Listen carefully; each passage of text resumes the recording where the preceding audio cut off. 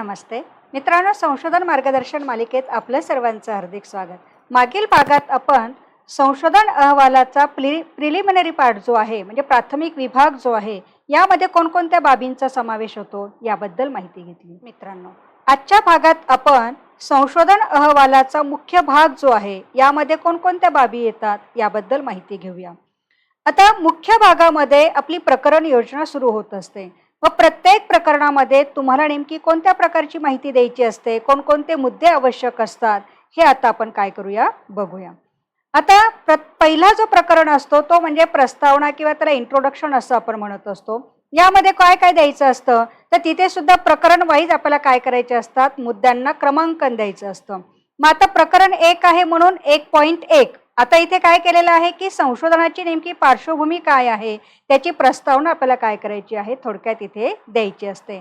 1.2चा जो मुद्दा असतो तिथे संशोधनाची गरज म्हणजे तुम्हाला संशोधन करण्याची गरज का भासली किंवा हाच विषय का निवडला, याच्या मागे नेमकं कारण काय होतं, या सगळ्या बाबी आपल्याला काय करायच्या असतात, गरजेमध्ये लिहायच्या असतात. त्यानंतर 1.3 जो आहे तो म्हणजे संशोधनाचे महत्त्व. हे संशोधन कार्य केल्यामुळे कोणकोणत्या प्रकारचा फायदा होणार आहे, याचं महत्त्व नेमकं काय आहे, समाजासाठी नेमकं काय आहे किंवा अजून विद्यार्थी असतील, शिक्षक असतील, किंवा संस्थांसाठी असतील किंवा शासनाच्या दृष्टिकोनातून असेल याचं महत्त्व नेमकं काय आहे, या बाबींचा समावेश आपल्याला इथे लिहायचा असतो. त्यानंतर 1.4 म्हणजे संशोधनाचे शीर्षक. तुम्ही जे संशोधन विषय निवडलेला आहे त्या विषयाचं नाव म्हणजे ते शीर्षक म्हणून तुम्हाला काय करायचं असतं, द्यायचं असतं. त्यानंतर 1.5 जे आहे ते समस्या विधान म्हणजे या समस्या सोडवण्याच्या दृष्टिकोनातून तुम्ही काय काय करणार आहात, काही तुम्ही प्रश्न विचारले असतील किंवा कोणकोणत्या बाबी इथे विचारात घेतल्या जाणार आहेत किंवा कशा प्रकारे ते संशोधन कार्य केलं जाणार आहे, कोणकोणत्या प्रश्नांची उत्तरं शोधली जाणार आहेत, हे सगळं तुम्हाला समस्या विधानामध्ये द्यायचं असतं. मग ते समस्या विधान तुम्ही विधानाच्या स्वरूपात लिहा किंवा प्रश्नांच्या स्वरूपात लिहा तरी सुद्धा इथे चालत असतं.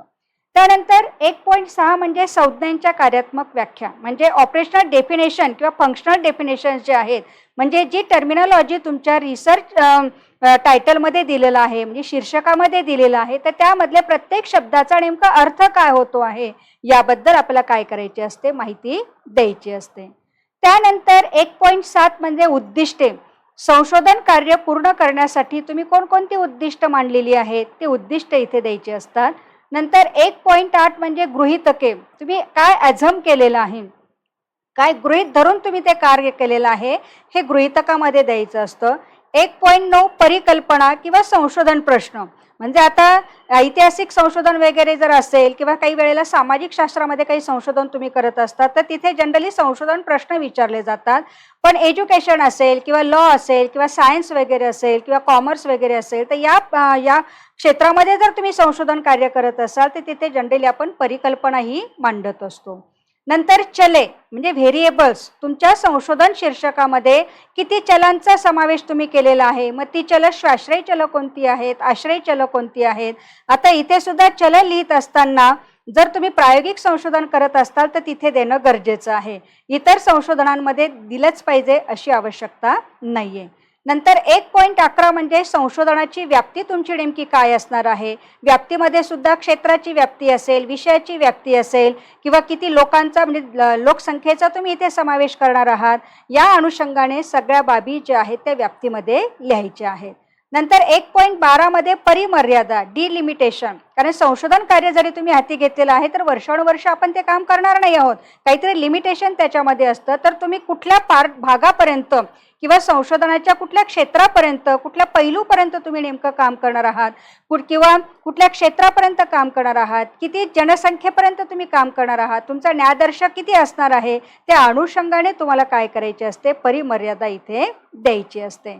म्हणजे अशा प्रकारे आपल्याला प्रकरण 1 मध्ये माहिती ही काय करायची असते, द्यायची असते. आता या सगळ्या बाबी ज्या आहेत आपण संशोधन प्रस्ताव लेखन जे याच्यापूर्वीचे जे व्हिडिओ तयार केलेले आहेत तर त्या व्हिडिओमध्ये याची सविस्तर माहिती दिलेली आहे की तुम्हाला शीर्षक कसं लिहायचं आहे किंवा त्याची समस्या विधान कसं मांडायचं आहे, गरज कशी लिहायची आहे, महत्त्व कसं लिहायचं आहे. या अनुषंगाने सगळ्या बाबी तुम्हाला संशोधन प्रस्ताव लेखनाच्या व्हिडिओमध्ये मिळेल. म्हणजे तुम्हाला सविस्तर अभ्यास जर करायचा असेल तर त्या अनुषंगाने लिहा म्हणजे अहवाल लेखन करत असताना आपल्याला अडचणी ह्या कमी येतील. अशा रीतीने मित्रांनो, आता आपण संशोधन अहवालाचा मुख्य भाग जो सुरू होतो त्यामध्ये प्रकरण योजना, त्या प्रकरण योजनेपैकी पहिल्या प्रकरणामध्ये नेमक्या कोणकोणत्या बाबींचा समावेश होतो याबद्दल माहिती घेतली.